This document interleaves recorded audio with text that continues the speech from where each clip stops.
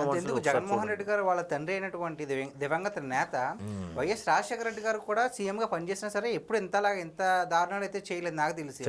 ఇలాంటి వ్యాఖ్యలు కానీ లేదంటే ఇలాంటి ఇంతటి దారుణమైన స్కామ్లు కానీ చేసిన దాఖలు ఎక్కడ లేవు. సో మరి ఈయన ఎందుకు ఇంతలాగా సెపరేట్గా ఉన్నారు అసలు తెలియదండి. ఈయనకి మానవత్వం ఉండదు, మనిషిగా ఆలోచించడు. ఎప్పుడూ తనకి పదవి కావాలి, డబ్బు కావాలి, ఎవరినో ఏదో విధంగా కొనాలి, కొని రాజకీయం చేయాలి. ఇదే ఆలోచన జగన్మోహన్ రెడ్డి గారు.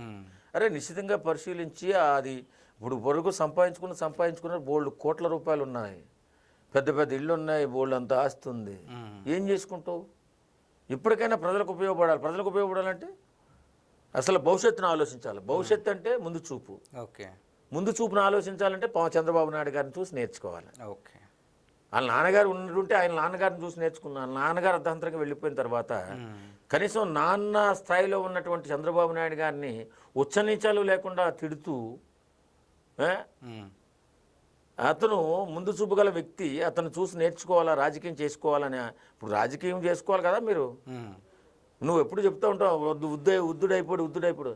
ఆయనకంటే నువ్వు ఎక్కువ ఉద్దుడైపోయి ముఖ్యమంత్రి గెలిచిన తర్వాత ప్యాలెస్లో పడుకున్నావు, బటన్ నొక్కావు. కనీసం ప్రజలు ఎలా ఉన్నారు ఏంటున్నారు కనీసం 2 పర్యటనలు కూడా చేయలే.